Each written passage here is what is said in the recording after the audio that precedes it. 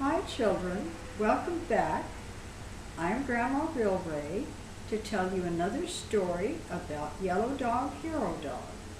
This one is called Yellow Dog 2, Too Hot to Bleat. The sun rose burning red that summer morn. The rooster yodeled his very best to warn the farmer to grab breakfast and to get outdoors, to scurry from barn to pasture to do his chores, to feed all his animals timidly and grain, and check all their waters before they complained. The day promised to be a scorcher without doubt.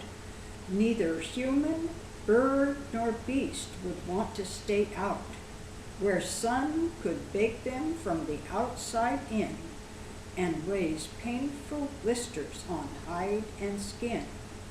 Llamas and alpacas huddled under the shed's wide eaves.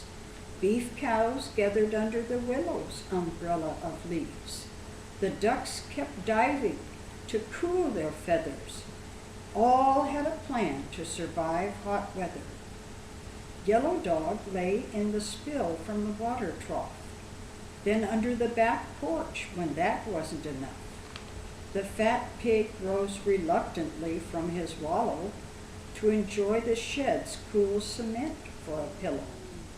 The farmer gave his animals enough water to drown and told his wife, "Now, in good conscience, we can go to town." Horse and old bull stood nose to tail, the better stinging flies to flail.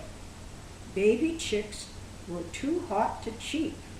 Mother hens thought the quiet was sweet. The yellow dog tossed and turned in his sleep. Did he dream it, or really hear a bleat? He lifted one eyelid and saw nothing stirring, not a cloud, not a leaf, nor a windmill whirring. And yet there was something that had his heart beating. Did he really hear voices helplessly pleading? He barked loudly and hoped for a reply. And the horse and old bull had to ask, "Why, if you cannot be quiet, won't you please go away? We need to be still to survive this miserable day." But Yellow Dog thought his ears couldn't lie, and starting his search, he heard a new cry. He stuck to the shade, his tongue out panting. What was the matter? Who could be wanting? The brook bounced over rocks and spilled into the pond, where beef cows and calves waded happily around. The high meadow sparkled with sprinkler spray, but no breezes to make corn tassels sway. Yellow Dog wondered once again if he imagined the cry. And then he saw 3 hungry buzzards circling away up high. He bounded through the orchard and up the far rise. What appeared down below startled Yellow Dog's eyes. The neighbor's sheep had all crowded up to the fence in a manner unnatural. Nothing made sense. Yellow Dog asked them all what could be the matter, but they just rolled eyes and had no strength for chatter. Yellow Dog jumped the fence, seeking a drink, and what he discovered made his heart sink. He ran back through the orchard and the sprinklers so welcome, all the way to Horse and Old Bull, and told them, "You will come." "What do you mean? If we move a muscle, we will swelter."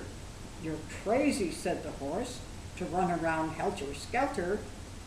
"Only you can save the neighbor's sheep from dying," pleaded Yellow Dog. "You cannot refuse trying." Horse and Bull wanted to ask more about their plight, but Yellow Dog ran up the rise and out of sight. When Horse and Bull reached Yellow Dog and all the sheep, they asked, "What has happened to them? They don't even bleat." "They are dying," dying of thirst. They have no water. Their creek dried up.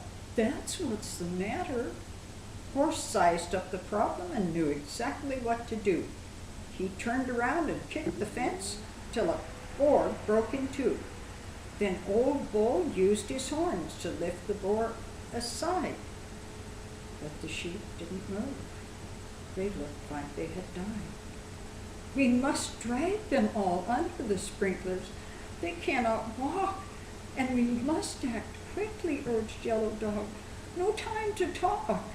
So each dragged a sheep under the sprinkler's cool drops, and Yellow Dog said, "Thanks so much. You guys are tops." They got every last one, and Horse said, "It's not cool to spend half a day with a mouthful of wool." "But you saved many lives. That should make you feel good," said Yellow Dog. "I would reward you if I could." Then he had an idea that would certainly please, and bounded from orchard to barn with graceful ease. Later that day, when the farmer returned from town, he shook his head, and on his face was a big frown. "Something strange happens every time I am away. What could have made those sheep wander over to stay?" He found the fence that was broken apart and said, "I can't believe sheep are that smart. When they ran out of water, they solved the problem and found a weak place where the fence couldn't stop them." Then he found Horse and the Old Bull sharing a mound of apples being delivered by his yellow hound. "I think I'll just pretend," said the farmer, amazed. "Crazy things always happen on blazing hot days." And that's the end of Yellow Dog 2. Please come back to hear about Yellow Dog 3 and the misguided river.